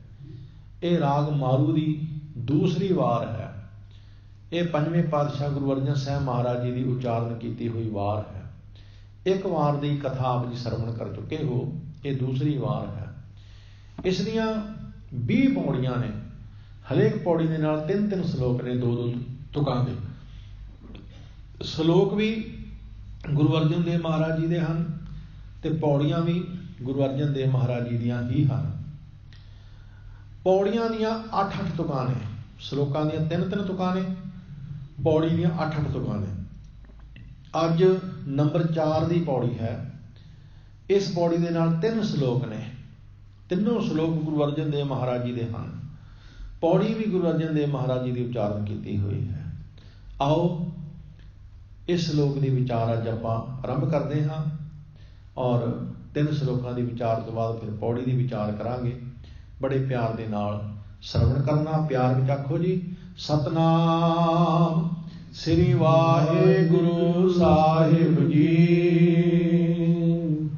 ਸਤਨਾਮ ਸ੍ਰੀ ਵਾਹਿਗੁਰੂ ਸਾਹਿਬ ਜੀ। ਦੱਖਣੇ ਮਹੱਲਾ ਪੰਜਵਾ। ਦੱਖਣੇ ਇਹ ਇੱਕ ਇਲਾਕੇ ਦੀ ਬੋਲੀ ਹੈ। ਦੱਖਣ ਦੀ ਉਸ ਇਲਾਕੇ ਦੀ ਬੋਲੀ ਹੈ। ਉਸ ਬੋਲੀ ਦੇ ਵਿੱਚ ਮਹਾਰਾਜ ਜੀ ਨੇ ਇਹ ਸ਼ਲੋਕ ਉਚਾਰਨ ਕੀਤੇ ਨੇ। ਐਸੇ ਸ਼ਲੋਕ ਸ੍ਰੀ ਰਾਗ ਦੀ ਵਾਰ ਦੇ ਵਿੱਚ, ਸ੍ਰੀ ਰਾਗ ਦੇ ਵਿੱਚ ਵੀ ਆਉਂਦੇ ਨੇ। ਦੱਖਣੇ ਦੇ ਸ਼ਲੋਕ ਸ੍ਰੀ ਰਾਗ ਦੇ ਵਿੱਚ ਵੀ ਆਉਂਦੇ ਨੇ। ਸੋ ਇੱਥੇ ਵੀ ਇਹ ਸ਼ਲੋਕ ਜਿਹੜੇ ਨੇ ਦੱਖਣੇ ਦੇ ਨੇ। ਸੋ ਮਹਾਰਾਜ ਜੀ ਕੀ ਕਿਰਪਾ ਕਰਦੇ ਹਨ ਪੰਜਵੇਂ ਪਾਤਸ਼ਾਹ। ਜਾਮੂ ਪਸੀ ਹੱਠ ਮੈਂ ਤੇਰੀ ਮਹਿਜੈ ਨਾਲ। ਧੰਨ ਗੁਰੂ ਅਰਜਨ ਸਾਹਿਬ ਜੀ ਕਿਰਪਾ ਕਰਦੇ ਹਨ। ਜਾਮੂ ਪੱਸੀ ਹੱਠ ਮੈਂ। ਜਾਮੂ ਜਦੋਂ ਮੈਂ, ਪੱਸੀ, ਪੱਸੀ ਮੀਨ ਦੇਖਿਆ, ਹੱਠ ਮੈਂ ਹਿਰਦੇ ਵਿੱਚ। ਹੱਠ ਕਹਿੰਦੇ ਨੇ ਹਿਰਦੇ ਨੂੰ, ਇੱਥੇ ਮੈਂ ਦਾ ਅਰਥ ਹੈ ਵਿੱਚ। ਜਾਮੂ ਪੱਸੀ ਹੱਠ ਮੈਂ, ਜਦੋਂ ਮੈਂ ਹਿਰਦੇ ਵਿੱਚ ਵੇਖਿਆ। ਕੀ ਵੇਖਿਆ? ਪਿਰੀ ਮਹਿੰਗੇ ਨਾਲ। ਉਹ ਪਿਰੀ ਪਰਮਾਤਮਾ ਉਹ ਮੇਰੇ ਨਾਲ ਹੈ। ਸਤਿਗੁਰੂ ਜੀ ਕਹਿੰਦੇ ਨੇ ਜਦੋਂ ਮੈਂ ਉਸ ਪਰਮੇਸ਼ਰ ਵਾਹਿਗੁਰੂ ਨੂੰ ਆਪਣੇ ਹਿਰਦੇ ਵਿੱਚ ਦੇਖਿਆ, ਮੈਂ ਦੇਖਿਆ ਪਰਮੇਸ਼ਰ ਤੇ ਮੇਰੇ ਨਾਲ ਹੈ। ਮੈਂ ਉਸ ਨੂੰ ਬਾਹਰ ਲੱਭਦਾ ਫਿਰਦਾ ਸਾਂ, ਜੰਗਲਾਂ ਵਿੱਚ ਲੱਭਦਾ ਫਿਰਦਾ ਸਾਂ, ਪਹਾੜਾਂ ਦੀਆਂ ਗੁਫਾਵਾਂ ਵਿੱਚ ਲੱਭਦਾ ਫਿਰਦਾ ਸਾਂ, ਉਹ ਤੇ ਮੇਰੇ ਅੰਦਰ ਬੈਠਾ ਸੀ। ਐਸੇ ਬਚਨ ਧੰਨ ਗੁਰੂ ਅਰਜਨ ਸਾਹਿਬ ਜੀ ਦੇ ਹੋਰ ਥਾਵੇਂ ਵੀ ਆਉਂਦੇ ਨੇ। ਹਜ਼ੂਰ ਕਹਿੰਦੇ ਨੇ, ਬਨ ਬਨ ਫਿਰਤੀ ਖੋਜਤੀ ਹਾਰੀ ਬਹੁ ਅਵਗਾਹੇ, ਨਾਨਕ ਭੇਟੇ ਸਾਧ ਜਬ ਹਰ ਪਾਇਆ ਮਨ ਮਾਹੇ। ਮੈਂ ਬਾਹਰ ਭਾਲਦੀ ਫਿਰਦੀ ਸਾਂ, ਲੱਭਦੀ ਫਿਰਦੀ ਸਾਂ, ਫਿਰਦੀ ਫਿਰਦੀ ਨਾਨਕ ਜੀਓ ਹੋਂ ਭਾਵੀ ਥੀ ਬਹੁਤ ਦਿਸਾਵਰ ਬੰਦਾ, ਤਾਂ ਹੋਂ ਸੁਖ ਸੁਖਾਲੀ ਸੁੱਤੀ ਜਾ, ਗੁਰ ਮਿਲ ਸੱਜਣ ਮੈਂ ਲੱਦਾ। ਹਜ਼ੂਰ ਕਹਿੰਦੇ ਨੇ, ਮੈਂ ਤੇ ਬਾਹਰ ਉਸਨੂੰ ਲੱਭਦੀ ਲੱਭਦੀ ਫਾਵੀ ਹੋ ਗਈ, ਝੱਲੀ ਹੋ ਗਈ, ਕਮਲੀ ਹੋ ਗਈ, ਉਸਨੂੰ ਲੱਭਦੀ ਲੱਭਦੀ। ਜਦੋਂ ਅੰਦਰ ਝਾਤ ਮਾਰੀ ਤੇ ਦੇਖਿਆ ਰੱਬ ਦੇ ਅੰਦਰ ਫਿਰ ਵਸਦਾ ਸਾਡੇ। ਅਸੀਂ ਅੰਤਰਮੁਖੀ ਹੁੰਦੇ ਹੀ ਨਹੀਂ, ਅਸੀਂ ਬਾਹਰ ਮੁਖੀ ਹਾਂ। ਸਾਨੂੰ ਅੰਦਰ ਦੀ ਦੁਨੀਆ ਦਾ ਪਤਾ ਹੀ ਨਹੀਂ ਹੈ। ਅਸੀਂ ਬਾਹਰ ਹੀ ਦੇਖਦੇ ਹਾਂ, ਬਾਹਰ ਹੀ ਸੁਣਦੇ ਹਾਂ, ਬਾਹਰ ਹੀ ਬੋਲਦੇ ਹਾਂ, ਸਭ ਕੁਝ ਬਾਹਰ ਹੈ। ਲੇਕਿਨ ਸਾਡੇ ਅੰਦਰ ਵੀ ਕੋਈ ਦੁਨੀਆ ਹੈ, ਸਾਡੇ ਅੰਦਰ ਵੀ ਕੋਈ ਸੰਸਾਰ ਹੈ। ਪਰਮਾਤਮਾ ਦੇ ਪਿਆਰੇ ਉਹ ਅੰਤਰਮੁਖੀ ਹੁੰਦੇ ਹਨ, ਅੰਤਰਮੁਖੀ। ਇਸੇ ਲਈ ਬਾਬਾ ਸ਼ੇਖ ਫਰੀਦ ਜੀ ਦਾ ਇੱਕ ਬਚਨ ਆਪ ਜੀ ਨੇ ਕਈ ਵਾਰ ਸਰਵਣ ਕੀਤਾ ਹੋਵੇਗਾ, ਫਰੀਦਾ ਜੇ ਤੂੰ ਅਕਲ ਲਤੀਫ ਕਾਲੇ ਲਿਖਣਾ ਲੇਖ, ਆਪਨੜਾ ਗਰੀਵਾਨ ਮੈਂ ਸਿਰ ਨੀਵਾਂ ਕਰ ਦੇ। ਬਾਬਾ ਫਰੀਦ ਜੀ ਕਹਿੰਦੇ ਨੇ, ਆਪਣੇ ਅੰਦਰ ਵੀ ਝਾਤ ਮਾਰ, ਤੇਰੇ ਅੰਦਰ ਵੀ ਕੋਈ ਸੰਸਾਰ ਹੈ। ਧੰਨ ਗੁਰੂ ਰਾਮਦਾਸ ਸਾਹਿਬ ਜੀ ਮਹਾਰਾਜ ਇਸੇ ਕਰਕੇ ਇੱਕ ਆਵਾਜ਼ ਦਿੰਦੇ ਨੇ, ਕਹਿੰਦੇ ਨੇ, ਮੇਰੇ ਮਨ ਪਰਦੇਸੀ ਵੇ ਪਿਆਰੇ ਆਓ ਘਰੇ। ਹੇ ਪਰਦੇਸੀ ਮਨ ਘਰ ਵਿੱਚ ਆ, ਅੰਤਰਾਤਮੇ ਆ, ਤੂੰ ਬਾਹਰ ਹੀ ਭਟਕਦਾ ਫਿਰਦਾ। ਮਨ ਸਾਡਾ ਬਾਹਰ ਹੀ ਭਟਕਦਾ ਫਿਰਦਾ, ਅੰਤਰਮੁਖੀ ਹੁੰਦਾ ਹੀ ਨਹੀਂ ਹੈ। ਧੰਨ ਗੁਰੂ ਰਾਮਦਾਸ ਸਾਹਿਬ ਕਹਿੰਦੇ ਨੇ, ਹੇ ਮਨ ਘਰ ਵਿੱਚ ਵੀ ਆ, ਹੇ ਮੇਰੇ ਮਨ ਪਰਦੇਸੀ ਵੇ ਪਿਆਰੇ ਆਓ ਘਰੇ, ਹਰ ਗੁਰੂ ਮਿਲਾਵੋ ਮੇਰੇ ਪਿਆਰੇ, ਘਰ ਵਸੈ ਹਰੇ। ਹਜ਼ੂਰ ਕਹਿੰਦੇ ਨੇ, ਘਰ ਦੇ ਵਿੱਚ ਹਰੀ ਵਸਦਾ ਹੈ, ਸਭ ਕੁਝ ਘਰ ਮੈਂ, ਬਾਹਰ ਨਹੀਂ। ਬਾਹਰ ਟੋਲੈ ਸੋ ਪਰਮ ਭੁਲਾਹੀ, ਗੁਰ ਪ੍ਰਸਾਦੀ ਜਿਨੀ ਅੰਤਰ ਪਾਇਆ, ਸੋ ਅੰਤਰ ਬਾਹਰ ਸੋਹਿਲਾ ਜੀਓ। ਇੱਥੇ ਧੰਨ ਗੁਰੂ ਅਰਜਨ ਸਾਹਿਬ ਜੀ ਕਿਰਪਾ ਕਰਕੇ ਆਖਦੇ ਹਨ, ਕਹਿੰਦੇ ਜਦੋਂ ਮੈਂ ਉਸ ਨੂੰ ਆਪਣੇ ਹਿਰਦੇ ਵਿੱਚ ਦੇਖਿਆ ਤਾਂ ਮੈਨੂੰ ਪਤਾ ਲੱਗਾ ਰੱਬ ਤੇ ਮੇਰੇ ਨਾਲ ਹੈ, ਪਰਮਾਤਮਾ ਤੇ ਮੇਰੇ ਨਾਲ ਹੈ। ਇਸ ਤਰ੍ਹਾਂ ਧੰਨ ਗੁਰੂ ਅਰਜਨ ਸਾਹਿਬ ਜੀ ਕਿਰਪਾ ਕਰਦੇ ਹਨ। ਹਵੇ ਦੁਖ ਉਲਾਹਿਅਮ ਨਾਨਕ ਨਦਰ ਨਿਹਾਲ। ਸਤਿਗੁਰੂ ਜੀ ਆਖਦੇ ਨੇ, ਜਦੋਂ ਮੈਂ ਉਸ ਪਰਮੇਸ਼ਰ ਵਾਹਿਗੁਰੂ ਜੀ ਨੂੰ ਆਪਣੇ ਅੰਦਰ ਦੇਖਿਆ, ਹੱਬੇ ਦੁੱਖ ਉਲਾਹਿਅਮ, ਮੇਰੇ ਸਾਰੇ ਦੁੱਖ ਹੀ ਲੈ ਗਏ, ਮੇਰੇ ਸਾਰੇ ਦੁੱਖ ਹੀ ਖਤਮ ਹੋ ਗਏ, ਮੇਰੀ ਸਾਰੀ ਚਿੰਤਾ ਹੀ ਮੁੱਕ ਗਈ, ਸਾਰਾ ਫਿਕਰ ਹੀ ਮੁੱਕ ਗਿਆ। ਕਹਿਣ ਲੱਗੇ ਨਾਨਕ ਨਦਰ ਨਿਹਾਲ। ਜਦੋਂ ਉਸ ਪਰਮੇਸ਼ਰ ਵਾਹਿਗੁਰੂ ਨੇ ਮਿਹਰ ਦੀ ਨਜ਼ਰ ਨਾਲ ਮੈਨੂੰ ਤੱਕਿਆ, ਜਦੋਂ ਮੈਂ ਉਹਨੂੰ ਅੰਦਰੋਂ ਦੇਖਿਆ, ਜਦੋਂ ਉਹਨੇ ਮਿਹਰ ਦੀ ਨਜ਼ਰ ਨਾਲ ਮੇਰੇ ਵੱਲ ਤੱਕਿਆ, ਮੇਰੇ ਸਾਰੇ ਦੁੱਖ ਹੀ ਲੈ ਗਏ, ਮੇਰੀ ਸਾਰੀ ਚਿੰਤਾ ਹੀ ਮੁੱਕ ਗਈ, ਮੇਰਾ ਸਾਰਾ ਫਿਕਰ ਹੀ ਮੁੱਕ ਗਿਆ। ਕਿਉਂ? ਕਿਉਂਕਿ ਮੈਂ ਉਸਨੂੰ ਕਿਤੇ ਹੋਰ ਲੱਭਦਾ ਫਿਰਦਾ ਸਾਂ, ਭਾਲਦਾ ਫਿਰਦਾ ਸਾਂ, ਹੈ ਉਹ ਕਿਤੇ ਹੋਰ ਸੀ। ਜਿਹੜੀ ਚੀਜ਼ ਜਿੱਥੇ ਹੈ ਹੀ ਨਹੀਂ, ਅਸੀਂ ਉੱਥੋਂ ਲੱਭੀਏ, ਕਿੱਦਾਂ ਲੱਭ ਜਾਏਗੀ ਜੀ? ਨਹੀਂ ਲੱਭ ਸਕਦੀ। ਜਿਹੜੀ ਚੀਜ਼ ਜਿੱਥੇ ਹੈ ਹੀ ਨਹੀਂ, ਉੱਥੋਂ ਕਿੱਦਾਂ ਮਿਲ ਜਾਏਗੀ? ਮਹਾਰਾਜ ਸੱਚੇ ਪਾਤਸ਼ਾਹ ਬਾਣੀ ਵਿੱਚ ਵੀ ਸਾਨੂੰ ਸਮਝਾਉਂਦੇ ਨੇ, ਜਿੱਥੇ ਵੱਤ ਹੋਵੇ ਤਿੱਥੋਂ ਕੋਈ ਨਾ ਪਾਵੇ, ਮਨਮੁਖ ਭਰਮ ਭੁਲਾ ਬਣੇ। ਕਹਿਣ ਲੱਗੇ ਮਨਮੁਖ ਦੀ ਇਹੀ ਤੇ ਨਿਸ਼ਾਨੀ ਹੈ, ਜਿਹੜੀ ਵਸਤੂ ਜਿੱਥੇ ਹੈ ਹੀ ਨਹੀਂ ਉੱਥੇ ਲੱਭਦਾ ਫਿਰਦਾ ਹੈ। ਸੁਖ ਮਾਇਆ ਵਿੱਚ ਹੈ ਹੀ ਨਹੀਂ ਤੇ ਮਨੁੱਖ ਸੁਖ ਮਾਇਆ ਵਿੱਚੋਂ ਲੱਭਦਾ ਹੈ। ਜੀਵਨ ਦਾ ਆਨੰਦ ਮਾਇਆ ਵਿੱਚ ਹੈ ਹੀ ਨਹੀਂ ਤੇ ਮਨੁੱਖ ਮਾਇਆ ਦੇ ਵਿੱਚੋਂ ਲੱਭਦਾ ਹੈ। ਕਿੱਦਾਂ ਮਿਲ ਜਾਏਗਾ? ਰੱਬ ਬਾਹਰ ਜੰਗਲਾਂ ਵਿੱਚ, ਪਹਾੜਾਂ ਦੀਆਂ ਗੁਫਾਵਾਂ ਵਿੱਚ ਹੈ ਹੀ ਨਹੀਂ, ਉਹ ਅੰਦਰ ਹੈ, ਲੱਭਦਾ ਬਾਹਰ ਹੈ, ਕਿੱਦਾਂ ਮਿਲ ਜਾਏਗਾ? ਪਰਮਾਤਮਾ ਕਿੱਥੇ ਹੈ, ਸੁੱਖ ਕਿੱਥੇ ਹੈ, ਜਿੰਨਾ ਚਿਰ ਮਨੁੱਖ ਨੂੰ ਇਹੀ ਨਹੀਂ ਪਤਾ ਤੇ ਕਿਵੇਂ ਲੱਭ ਜਾਏਗਾ? ਇਸ ਲਈ ਸਤਿਗੁਰੂ ਕਹਿੰਦੇ ਨੇ, ਜਦੋਂ ਮੈਂ ਉਸ ਨੂੰ ਆਪਣੇ ਅੰਦਰ ਦੇਖਿਆ, ਜਦੋਂ ਮੈਂ ਉਸ ਨੂੰ ਆਪਣੇ ਅੰਦਰ ਝਾਕ ਕੇ ਦੇਖਿਆ, ਉਹ ਤੇ ਮੇਰੇ ਨਾਲ ਸੀ। ਉਹਨੇ ਮੇਰੇ ਵੱਲ ਜਦੋਂ ਮਿਹਰ ਦੀ ਨਿਗਾਹ ਨਾਲ ਤੱਕਿਆ, ਮੇਰੇ ਸਾਰੇ ਦੁੱਖ ਹੀ ਖਤਮ ਹੋ ਗਏ, ਆਨੰਦ ਬਣ ਗਿਆ ਜੀਵਨ ਵਿੱਚ, ਰਸ ਬਣ ਗਿਆ ਜੀਵਨ ਵਿੱਚ। ਇਸ ਤਰ੍ਹਾਂ ਧੰਨ ਗੁਰੂ ਅਰਜਨ ਸਾਹਿਬ ਜੀ ਨੇ ਪਹਿਲੇ ਸ਼ਲੋਕ ਵਿੱਚ ਕਿਰਪਾ ਕੀਤੀ ਹੈ। अगले श्लोक विच महाराज की कृपा करते हैं। महला पंजवा। पंजवें पातशाह गुरु अर्जन साहब जी कृपा करते हैं। नानक बैठा पखे वाओ, लम्मे सेवै दर खड़ा। हजूर सच्चे पातशाह कृपा करते ने, लम्मे सेव है। लम्मे का अर्थ होंदा बहुत लोग सेम है, सेम दे हैं बहुत लोग। हे परमेश्वर वाहिगुरू जी तैनू सेम दे हैं। इकल्ला नहीं, बहुत, कोई गिणती नहीं है। असी रोजाना रहराज साहिब दे विच बचन पढ़ते हैं। धन गुरु रामदास जी महाराज के बचन, तेरी भगत भंडार जी भरे बेअंता, तेरे भगत सलाहन तुध जी हर अनक अनेक अनंत। सतगुरु कह लगे, हे मालक तेरी भगती दे भंडारे भी बेअंत भरे हुए ने, कोई गिणती नहीं है। लेकिन तेरे भगत तैनू किन्ने को जप रहे ने, गिणती उन्होंने भी नहीं है। जे तेरे भंडारियां दा कोई था नहीं, तेरे भंडारियां दा कोई अंत नहीं, वो बेअंत ने, ते फिर तेरे भगत भी अनंत ने।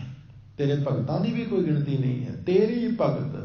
तेरी भगत भंडार जी भरे बेअंत बेअंता, तेरे भगत सलाहन तुध जी हर अनेक अनंता। ये नहीं कोई बंदा समझे खबर है मैं ही रब नूं याद करना। कई बार सानू भुलेखा पै जाता कि रब नूं खबर है मैं ही याद करना, कोई होर करदा ही नहीं। सब दुनिया रब नूं याद करदी है, सब। फर्क सिर्फ इन्ना कि फर्क याद करने का थोड़ा ढंग वखरा है।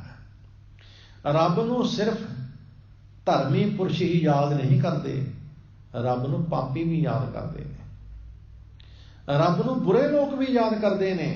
रब नूं सिर्फ धर्मी लोग चंगे लोग ही याद नहीं करते, बुरे भी करते हैं। फर्क सिर्फ इन्ना पैंदा, जदों चंगा मनुख रब नूं याद करदा, वो कहता है हे मालिक जी मैनू बुराइयां तो बचाई। तो जदों कोई बुरा बंदा रब नूं याद करदा, वो कहता मालिक जी मैं बड़ा बुरा, सजा तो बचाई। बस इन्ना कोई फर्क है। बुरा बंदा रब नूं जदों याद करदा, वो कहता रब जी मैनू सजा तो बचाई। तो चंगा बंदा जदों याद करदा, वो कहता रब जी मैनू बुराइयां तो बचाई। याद दोवें करते हैं, याद दोनों ही करते हैं। इसलिए महाराज कहते लम्मे सेम है। अनंत लोक है परमेश्वर वाहिगुरू जी तेनू सेम दे ने। ते कहते ने नानक बैठा पखे वाओ, क्योंकि अनवें करके अर्थ लगने ने। हजूर कहते ने जिथे इन्ने लोग परमेश्वर वाहिगुरू जी तेनू सेम दे ने, तेनू याद करते ने, उन्हां विच एक बैठा होया नानक भी तेरी वाह भाख रहा है, भाव तेरी सिफतो सलाह सुन रहा है, तेरी भगती दा आनंद लै रहा है। महाराज कहते ने दर खड़ा, ये नानक तेरे दर ते खड़ा, भाव तेरे दर उत्ते बैठा, ये नानक भी तेरी वाह भाख रहा है, तेरी सोए सुन रहा है, तेरी सिफतो सलाह सुन रहा है। नानक बैठा पखे वाओ, लम्मे सेव है दर खड़ा। होर बहुत तेनू सेव दे ने, मैं भी तेरे दर ते खड़ा, तेनू भख रहा हाँ, तेरी वाओ लै रहा हाँ, तेरी सिफतो सलाह सुन रहा हाँ। वो सारे महापुरखों की लाइन दे विच सतगुरु कहते हैं मैं भी हाँ, उन्हां भगतां की कतार विच हे वाहिगुरू मैं भी हाँ, मैं भी तेरी सिफतो सलाह सुन रहा हाँ। इस तरह धन गुरु अर्जन साहब जी महाराज ने कृपा की है जी। प्रिये तू जान जा साओ, जोई साई मोह खड़ा। हजूर कहते ने हे प्रिये, हे परमेश्वर वाहिगुरू जी तू जान महिंजा साओ। साओ का अर्थ है मनोरथ, स्वार्थ, प्रयोजन।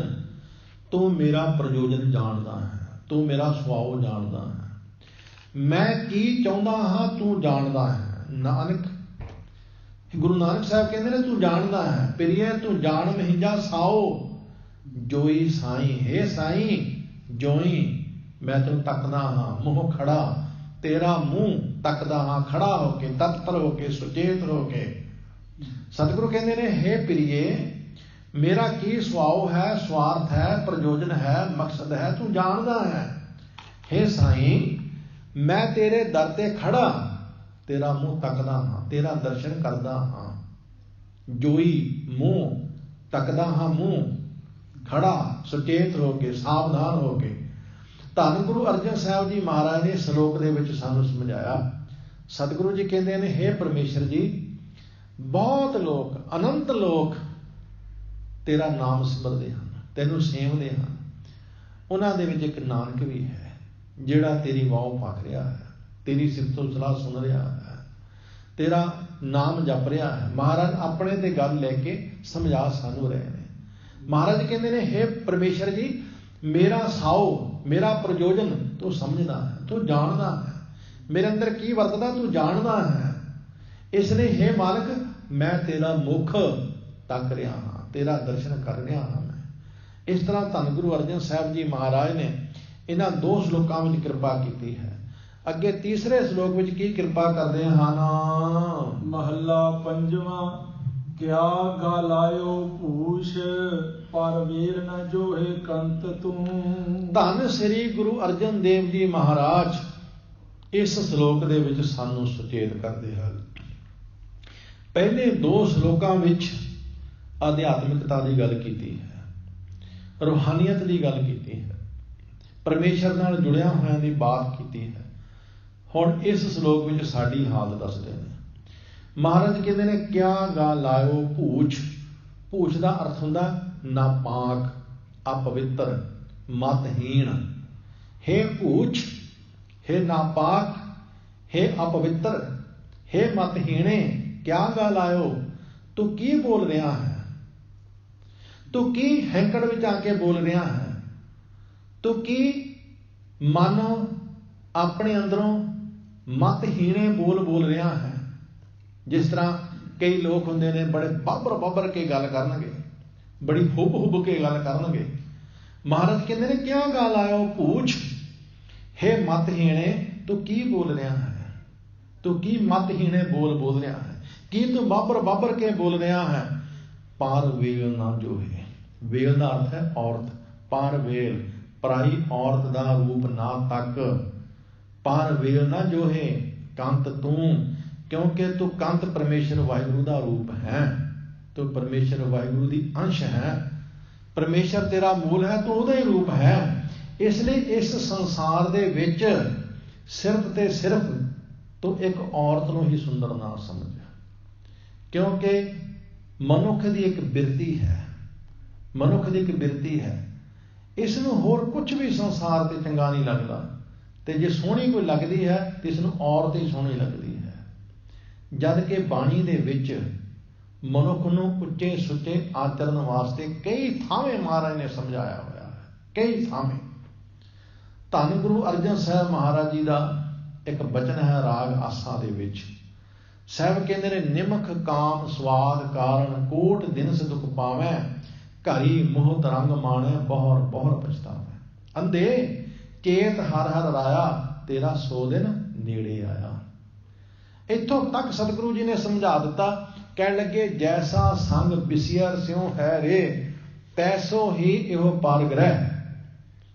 कह लगे जिहो जिहा तू सप्पां नाल संग बना लिया, जिहो जी तू सप्पां नाल दोस्ती पा ली, बस जिहो जिहा तू पराए घर नाल, पराई औरत नाल पराया संबंध बना लिया, बस इको गल है। इसलिए महाराज ने सानू उच्चा सुच्चा आचरण वास्ते थामें थामें बाणी विच समझाया।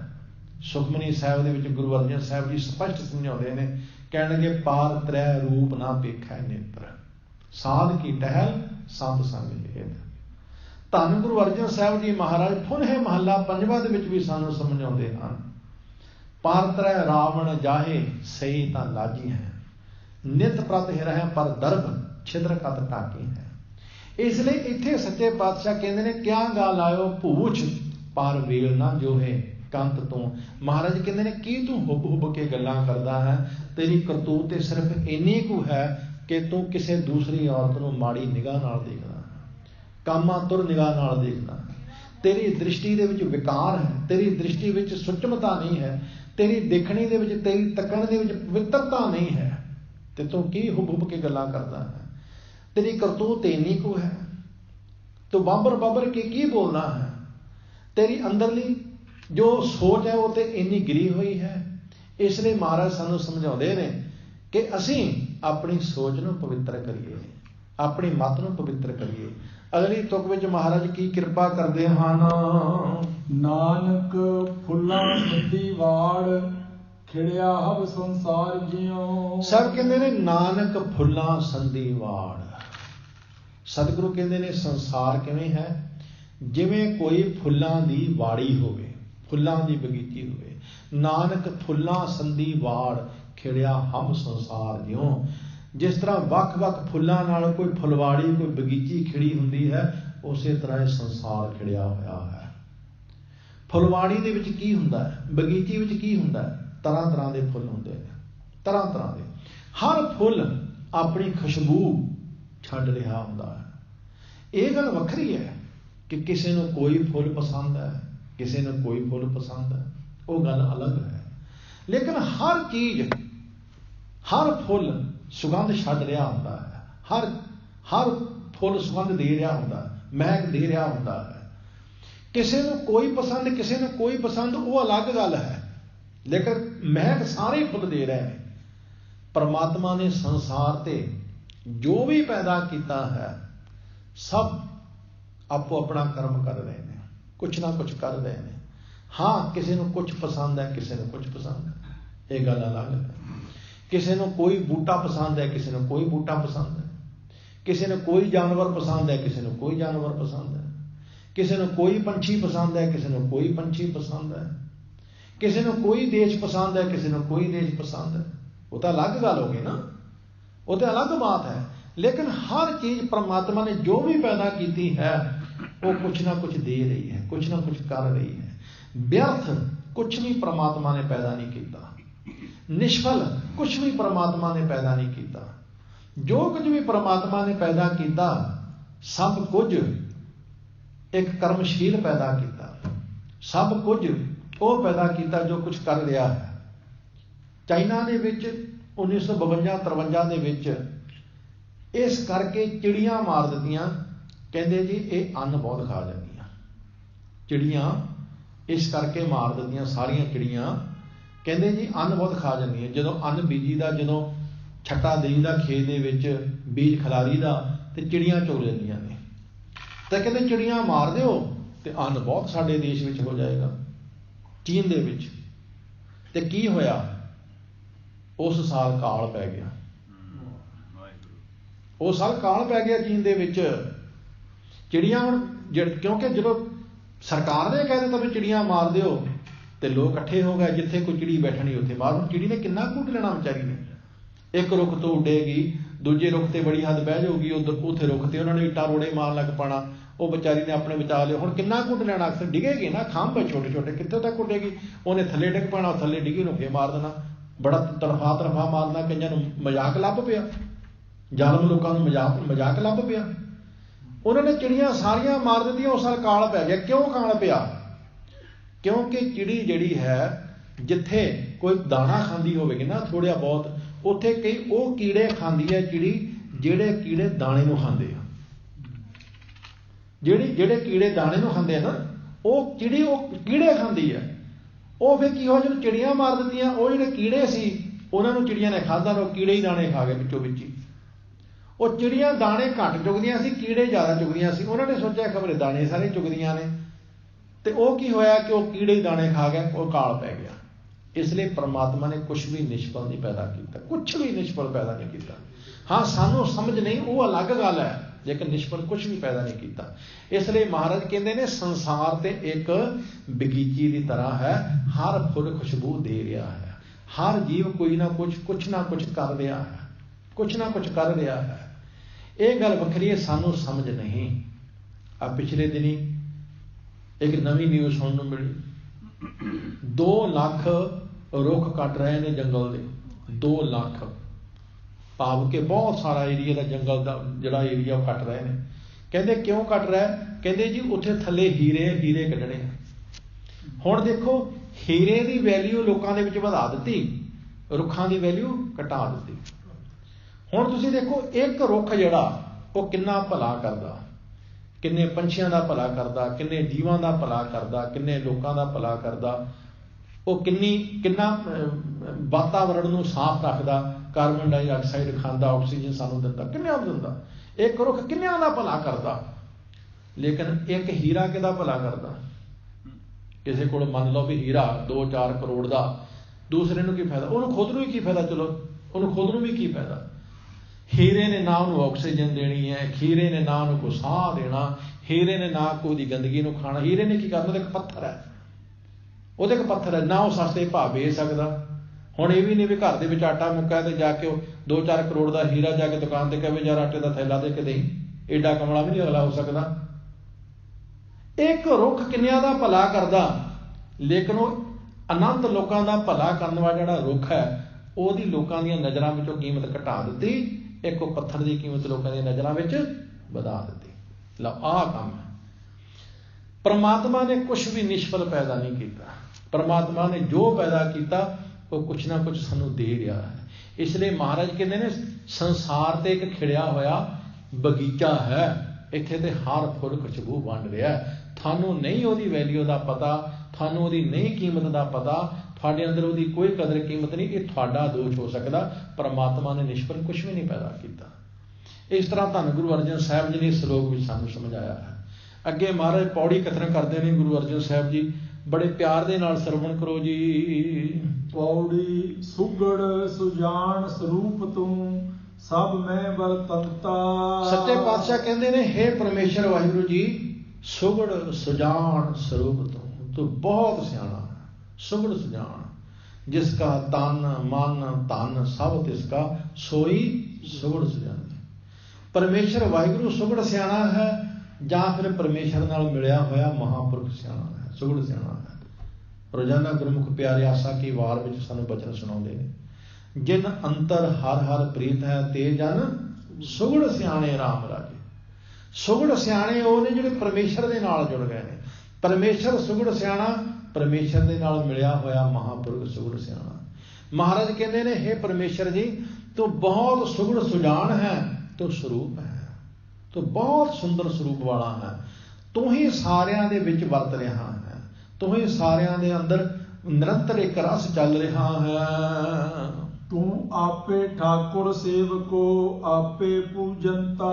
हजूर कहते ने हे मालिक, तू आप ही ठाकुर है, तू आप ही सेवक है, ते तू आप ही पूजनता पूजन वाला है। पुजारी भी तू आप ही है, भाव सब कुछ तू आप ही आप हो रहे हैं। तू आप ही मालिक, तू आप ही सेवक, तू आप ही पुजारी, सब कुछ हे वाहिगुरु तू आप ही हो रहा है, आप ही आप हो रहा है। इस तरह महाराज जी ने कृपा की है। दाना बीना आप तू आपे सतवंता। दाना जानन वाला, बीना वेखण वाला। महाराज कहते ने तू आप ही दाना है, आप ही बीना है, भाव आप ही जानने वाला, आप ही वेखण वाला। आपे सतवंता, तू आप ही उच्चे सुच्चे आचरण वाला है। तेरा आचरण बड़ा उच्चा सुच्चा है। सतवंता का अर्थ हुंदा परमेश्वर वाहिगुरु का आचरण, उच्चे सुच्चे आचरण वाला। हे मालिक जी, तू आप ही दाना जानन वाला, बीना वेखण वाला, ते आप ही उच्चे सुच्चे आचरण वाला है। जति सती प्रभ निर्मला मेरे हर भगवंता। सतगुरु कहते ने हे परमेश्वर वाहिगुरु, तू आप ही जति सती है, तू आप ही निर्मल पवित्र है। जति सती, जति सती शब्द बड़ा प्रचलित शब्द है। साडे विद्वान पुरुषों ने 6 जति मन्ने ने। लक्ष्मण नूं जति मन्निया, हनुमान जी नूं जति मन्निया, 4 होर ने मैनूं नाम नहीं पूरे चेते, 6 जति मन्ने ने। भैरों जति मन्निया, इस तरह होर होणगे 3, लभ लो हौली हौली चेते करता कहता आई जाण जतर। सो हाँ जी, कौन? हाँ पितामा, ठीक है, पितामा हो गया, बस 2 ही रह गए, उन्होंने भी करो कृपा। चलो खैर, इस करके 6 जति मन्ने ने सियाणे पुरुषों ने, विद्वान पुरुषों ने 6 जति। तो सतगुरु सच्चे पातशाह जी ने इत्थे उन्होंने ये नहीं कि लक्ष्मण विआह नहीं सी, लक्ष्मण के भी बच्चे सी, हनुमान के भी बच्चे सी, उन्होंने अपने उन्होंने ग्रंथों जो तुसीं पढ़ो सारियां दे बच्चे सी। चलो पितामा जिहड़ा सीगा उहदा कुछ इतिहास वखरा अलग है, इत्थे इन्ना समा नहीं अपने को आपां लंबे जोड़े चक्रां च पईए। लेकिन गुरमत का सिद्धांत है एका नारी जति होए, ਗੁਰਮਤਿ ਦਾ ਸਿਧਾਂਤ ਹੈ ਜਿਹੜਾ ਆਪਣੇ ਗ੍ਰਸਤੀ ਜੀਵਨ ਦੇ ਵਿੱਚ ਸਹੀ ਢੰਗ ਨਾਲ ਰਹਿੰਦਾ, ਆਪਣੇ ਗ੍ਰਸਤੀ ਜੀਵਨ ਦੇ ਨਿਯਮਾਂ ਨੂੰ ਸਹੀ ਢੰਗ ਨਾਲ ਪਾਲਦਾ, ਬਸ ਉਹੀ ਜਤੀ ਹੈ। ਗੁਰਮਤਿ ਦੇ ਵਿੱਚ ਇਹ ਹੈ। ਗੁਰਮਤਿ ਦੇ ਵਿੱਚ ਜਤੀ ਉਹ ਹੈ ਜਿਹੜਾ ਆਪਣੀ ਸੋਚ ਨੂੰ ਪਵਿੱਤਰ ਰੱਖਦਾ, ਆਪਣੀ ਸੋਚ ਨੂੰ ਪਾਵਨ ਰੱਖਦਾ, ਬਸ ਉਹੀ ਜਤੀ ਹੈ। ਇਸ ਲਈ ਇੱਥੇ ਸਤਿਗੁਰੂ ਨੇ ਸਾਫ਼ ਹੀ ਸ਼ਬਦ ਵਰਤ ਦਿੱਤਾ, ਕਹਿਣ ਕਿ ਹੇ ਪਰਮੇਸ਼ਰ ਵਾਹਿਗੁਰੂ ਜਤੀ ਤੂੰ ਹੀ ਹੈ, ਬਸ ਬੰਦਾ ਜਤੀ ਹੋ ਹੀ ਨਹੀਂ ਸਕਦਾ, ਬੰਦਾ ਨਹੀਂ ਜਤੀ ਹੋ ਸਕਦਾ। ਕੋਈ ਦੁਨੀਆ ਦਾ ਬੰਦਾ, ਖਿਮਾ ਕਰਿਓ, ਕੋਈ ਔਰਤ ਕੋਈ ਮਰਦ ਦਾਅਵੇ ਨਾਲ ਨਹੀਂ ਕਹਿ ਸਕਦੀ ਉਹ ਕਿ ਮੇਰੇ ਅੰਦਰ ਕੋਈ ਦੂਜਾ ਬੁਰਾ ਖਿਆਲ ਨਹੀਂ ਕਦੇ ਪੈਦਾ ਹੋਇਆ, ਕਦੇ ਨਹੀਂ ਕੋਈ ਦਾਅਵੇ ਨਾਲ ਕਹਿ ਸਕਦਾ।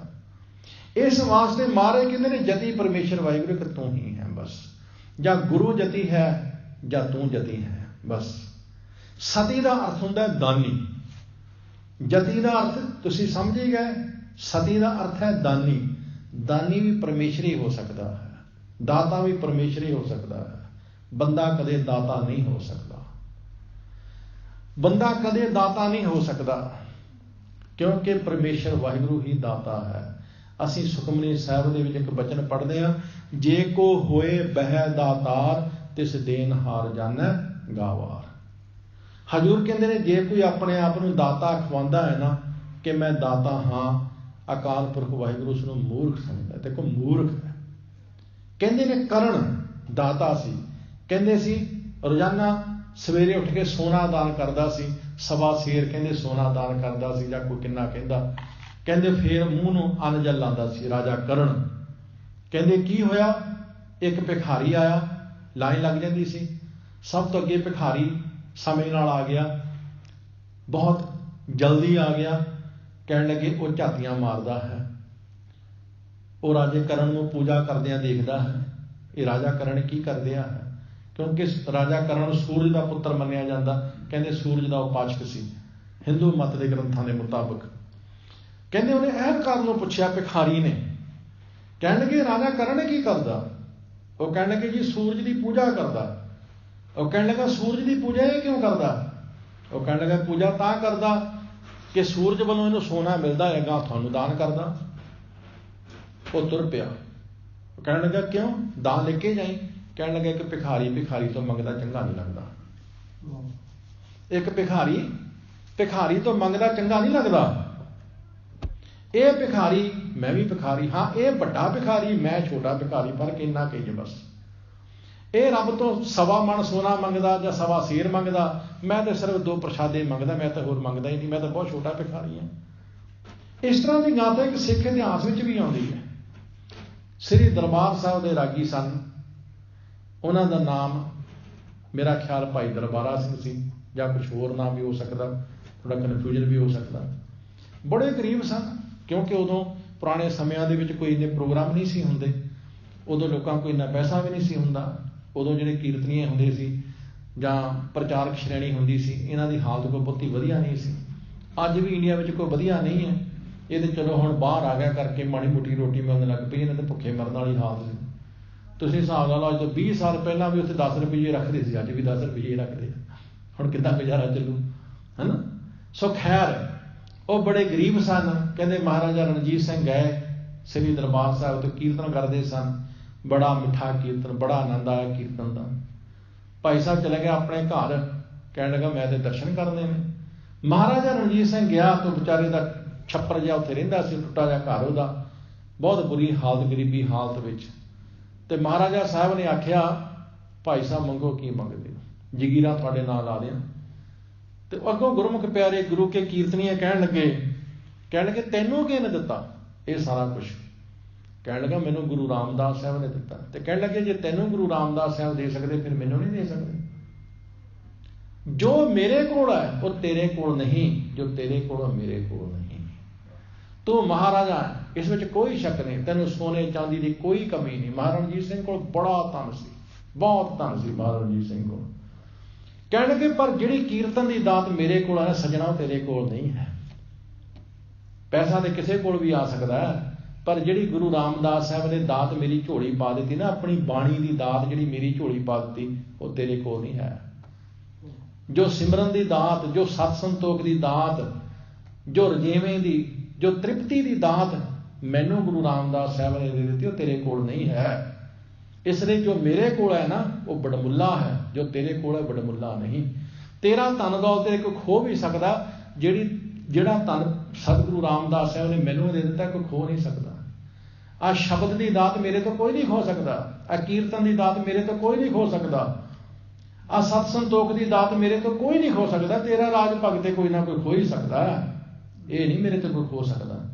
ਇਸ ਲਈ ਮੈਂ ਜੋ ਸਤਿਗੁਰੂ ਤੋਂ ਮੰਗਦਾ ਉਹ ਮੇਰੇ ਸਤਿਗੁਰੂ ਰਾਮਦਾਸ ਸਾਹਿਬ ਨੇ ਮੈਨੂੰ ਦਿੱਤਾ ਹੋਇਆ, ਬਹੁਤ ਕੁਝ ਦਿੱਤਾ ਹੋਇਆ। ਜੋ ਤੂੰ ਦੇਣਾ ਮੈਨੂੰ ਉਸ ਦੀ ਲੋੜ ਨਹੀਂ ਹੈ। ਐਸੇ ਗੁਰੂ ਕੇ ਸਿੱਖ ਕਹਿਣ ਤੋਂ ਮੁਰਾਦ ਮਹਾਰਾਜ ਕਹਿੰਦੇ ਨੇ ਦਾਤਾ ਗੁਰੂ ਹੀ ਹੈ, ਦਾਤਾ ਪ੍ਰਮਾਤਮਾ ਹੀ ਹੈ, ਜਤੀ ਪ੍ਰਮਾਤਮਾ ਹੈ, ਸਤੀ ਪ੍ਰਮਾਤਮਾ ਹੈ, ਨਿਰਮਲ ਪਵਿੱਤਰ ਉਹ ਪਰਮੇਸ਼ਰ ਵਾਹਿਗੁਰੂ ਹੈ। ਮਹਾਰਾਜ ਕਹਿੰਦੇ ਨੇ ਹੇ ਮੇਰੇ ਭਗਵੰਤ ਪਰਮੇਸ਼ਰ ਜੀ, ਤੂੰ ਆਪ ਹੀ ਜਤੀ ਹੈ, ਆਪ ਹੀ ਸਤੀ ਹੈ, ਤੂੰ ਆਪ ਹੀ ਪਵਿੱਤਰ ਸਰੂਪ ਹੈ। ਸਭ ਬ੍ਰਹਮ ਪਸਾਰ ਪਸਾਰਿਓ ਆਪੇ ਖੇਲੰਤਾ। ਹਜ਼ੂਰ ਕਹਿੰਦੇ ਨੇ ਹੇ ਮਾਲਕ ਜੀ, ਤੂੰ ਆਪ ਹੀ ਸਾਰਾ ਪਸਾਰਾ ਪਸਾਰਿਆ ਹੈ, ਤੂੰ ਆਪ ਹੀ ਸਾਰੇ ਪਸਾਰੇ ਦੇ ਵਿੱਚ ਖੇਡ ਰਿਹਾ ਹੈ।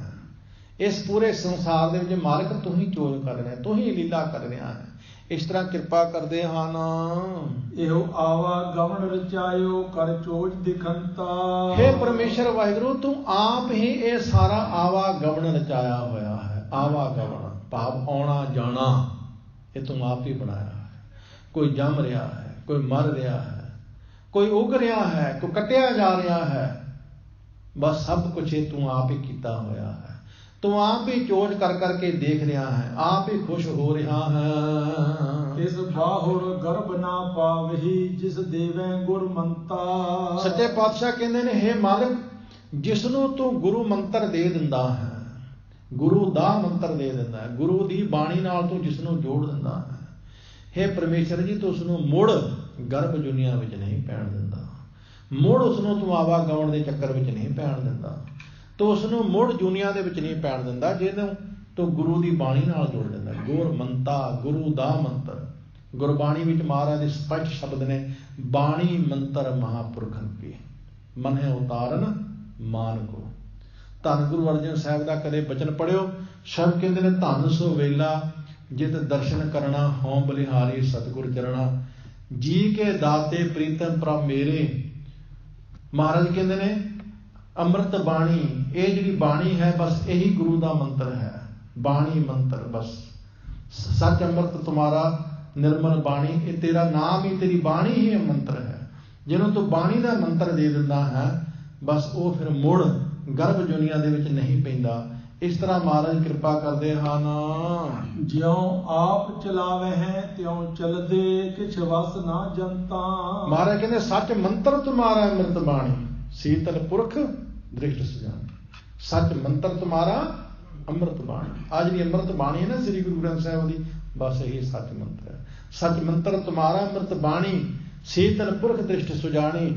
ਸੱਚੇ ਪਾਤਸ਼ਾਹ ਕਹਿੰਦੇ ਨੇ ਜਿਹਨੂੰ ਤੂੰ ਇਹ ਗੁਰੂ ਦਾ ਮੰਤਰ ਦੇ ਦਿੰਦਾ, ਬਸ ਫਿਰ ਉਹ ਮੁੜ ਗਰਭ ਦੁਨੀਆ ਵਿੱਚ ਨਹੀਂ ਪੈਂਦਾ। ਇੱਕ ਵੇਰਾ ਆਖਰੀ ਤੁਕ ਫਿਰ ਕਿਰਪਾ ਕਰ ਦਿਓ ਜੀ। ਇਹੋ ਆਵਾ ਗਵਨ ਰਚਾਇਓ ਤਿਸ ਚੋਜ ਦਿਖੰ, ਜਿਉਂ ਆਪ ਚਲਾਵੇ ਤਿਉਂ ਚਲਦੇ, ਕਿਸੇ ਵਸ ਨਾ ਜਨਤਾ। ਮਹਾਰਾਜ ਕਹਿੰਦੇ ਨੇ ਇਹ ਪਰਮੇਸ਼ਰ ਵਾਹਿਗੁਰੂ ਜੀ, ਜਿਵੇਂ ਤੂੰ ਚਲਾਉਂਦਾ ਹੈ ਜੀਵ ਉਸੇ ਤਰ੍ਹਾਂ ਚੱਲਦੇ ਹਨ। ਕਿਸੇ ਜੀਵ ਦੇ ਵਸ ਵਿੱਚ ਕੋਈ ਬਾਤ ਨਹੀਂ ਹੈ, ਜੀਵਾਂ ਦੇ ਵਸ ਦੀ ਬਾਤ ਹੀ ਨਹੀਂ ਹੈ, ਸਾਰਿਆਂ ਨੂੰ ਤੂੰ ਹੀ ਚਲਾ ਰਿਹਾ ਹੈ। ਧੰਨ ਗੁਰੂ ਅਰਜਨ ਸਾਹਿਬ ਦੇ ਬਚਨੇ, ਸੋਈ ਕਰਾਏ ਜੋ ਤੁਧ ਭਾਵੈ, ਮੋਹੇ ਸਿਆਣਪ ਕਿਛੁ ਨਾ ਆਵੇ, ਹਮ ਬਾਰਿਕ ਤੋ ਸੁਨਰਾਈ, ਪ੍ਰਭ ਆਪੇ ਪੈਜ ਰਖਾਈ, ਮੇਰਾ ਮਾਤ ਪਿਤਾ ਹਰ ਰਾਇਆ, ਕਰ ਕਿਰਪਾ ਪ੍ਰਤਪਾਲਨ ਲਾਗਾ, ਕਰੀ ਤੇਰਾ ਕਰਾਇਆ। ਜੀ ਜੰਤ ਤੇਰੇ ਧਾਰੇ, ਪ੍ਰਭ ਡੋਰੀ ਹਾਥ ਤੁਮਾਰੇ, ਜੇ ਕਰਾਵੇ ਸੋ ਕਰਨਾ, ਨਾਨਕ ਦਾਸ ਤੇਰੀ ਸਰਣਾ। ਕੀਤਾ ਕਰਨਾ ਸਰਬਰ ਜਾਈ, ਕਿਛ ਕੀਚੈ ਜੇ ਕਰ ਸਕੀਏ, ਆਪਣਾ ਕੀਤਾ ਕਿਛੁ ਨਾ ਹੋਵੇ, ਜਿਉ ਹਰ ਪਾਵੇ ਤਿਉ ਰਖੀਏ। ਮੇਰੇ ਹਰ ਜੀਓ ਸਭ ਕੋ ਤੇਰਾ ਵਸ, ਅਸਾਂ ਜੋਰ ਨਾਹੀ, ਜੇ ਕਿਛ ਕਰ ਹਮ ਸਾਕੈ, ਜੋ ਭਾਵੈ ਤਿਵੇਂ ਬਖਸ਼। ਕਰਾਉਂਦਾ ਮਾਲਕ ਹੀ ਹੈ, ਕਰਾਉਂਦਾ ਪਰਮੇਸ਼ਰ ਵਾਹਿਗੁਰੂ ਹੀ ਹੈ। ਫਰਕ ਇਹ ਪੈਂਦਾ ਮਨਮੁਖ ਹੰਕਾਰ ਪਾਲ ਲੈਂਦਾ, ਕਹਿੰਦਾ ਮੈਂ ਕੀਤਾ। ਗੁਰਮੁਖ ਕਹਿੰਦਾ ਨਹੀਂ, ਜੋ ਕੀਤਾ ਪਰਮੇਸ਼ਰ ਨੇ ਕੀਤਾ, ਜੋ ਕੀਤਾ ਪਰਮੇਸ਼ਰ ਅਕਾਲ ਪੁਰਖ ਵਾਹਿਗੁਰੂ ਨੇ ਕੀਤਾ। ਇਸ ਵਾਸਤੇ ਸਤਿਗੁਰੂ ਸੱਚੇ ਪਾਤਸ਼ਾਹ ਜੀ ਨੇ ਅੱਜ ਸਾਨੂੰ ਅੰਮ੍ਰਿਤ ਬਚਨ ਬਖਸ਼ਿਸ਼ ਕੀਤੇ। ਦੱਖਣੇ ਮਹੱਲਾ ਪੰਜਵਾਂ ਦੀ ਚੌਥੀ ਪੌੜੀ ਸੀ। ਇਹਦੇ ਨਾਲ 3 ਸ਼ਲੋਕ ਔਰ ਪੌੜੀ ਦੇ ਵਿਚਾਰ ਆਪ ਜੀ ਨੇ ਬੜੇ ਪਿਆਰ ਸ਼ਰਧਾ ਨਾਲ ਸਰਵਣ ਕੀਤੀ। ਸਾਧ ਸੰਗਤ ਜੀ, ਆਪ ਸਾਰੀਆਂ ਸੰਗਤਾਂ ਦਾ ਬਹੁਤ ਬਹੁਤ ਧੰਨਵਾਦ। ਜਿੱਥੇ ਆਪ ਜੀ ਪਿਆਰ ਸ਼ਰਧਾ ਨਾਲ ਕਥਾ ਸਰਵਣ ਕਰਦੇ ਹੋ, ਕਥਾ ਦੇ ਸਤਿਕਾਰ ਵਿੱਚ ਬਿੰਦ ਮੈਂ ਅਰਦਾਸ ਕਰਵਾਉਂਦੇ ਹੋ। ਸਤਿਗੁਰੂ ਸਭਨਾਂ ਦੇ ਖਜ਼ਾਨੇ ਭਰਪੂਰ ਕਿਰਤ ਕਮਾਈਆਂ ਦੇ ਵਿੱਚ ਮਹਾਰਾਜ ਸਾਰਿਆਂ ਨੂੰ ਬਰਕਤਾਂ ਪਾਉਣ। ਸੋ ਇੱਥੇ ਹੀ ਸਮਾਪਤੀ ਹੈ। ਪਿਆਰ ਵਿੱਚ ਸਰਬੱਤ ਮਾਈ ਪਾਈ ਫਤਿਹ ਬੁਲਾਓ ਜੀ। ਵਾਹਿਗੁਰੂ ਜੀ ਕਾ ਖਾਲਸਾ, ਵਾਹਿਗੁਰੂ ਜੀ ਕੀ ਫਤਿਹ।